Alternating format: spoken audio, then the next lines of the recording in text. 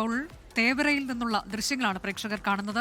പ്രധാനമന്ത്രിയുടെ helicopter Thevara naval ബേസിലേക്ക് എത്തുകയാണ്. അല്പസമയം മുൻപാണ് അദ്ദേഹം നെടുമ്പാശ്ശേരി വിമാനത്താവളത്തിൽ ലാൻഡ് ചെയ്തത്. അവിടെ നിന്ന് ഹെലികോപ്റ്ററിൽ അദ്ദേഹം നേവൽ ബേസിലേക്ക് എത്തും. തുടർന്ന് റോഡ് മാർഗം മറൈൻ ഡ്രൈവിലേക്ക് എത്തും. അവിടെ ധീവരസഭയുടെ ഗോൾഡൻ ജൂബിലി ആഘോഷ പരിപാടിയിൽ പങ്കെടുക്കും. അതിനുശേഷമാണ് കരൂരിലേക്ക് എത്തുന്നത്. കലൂരിൽ ഒട്ടേറെ വികസന പദ്ധതികളുടെ ഉദ്ഘാടനമുണ്ട്, റോഡ് ഷോയുണ്ട്.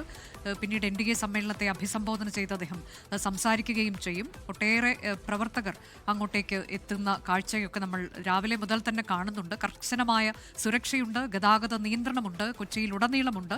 ഇപ്പോൾ ഹെലികോപ്റ്റർ തേവര നേവൽ ബേസിലേക്ക് ഇറങ്ങുകയാണ്. തത്സമയ ദൃശ്യങ്ങൾ പ്രേക്ഷകർ കാണുമ്പോൾ ഇത് വലിയ വിവാദമായി തന്നെ മാറുകയും ചെയ്യുന്നുണ്ട് എന്നുള്ളതാണ്. പ്രധാനമന്ത്രിയുടെ ഈ വരവ് അത് രാഷ്ട്രീയ വിവാദമായി മാറിയിരിക്കുന്നു.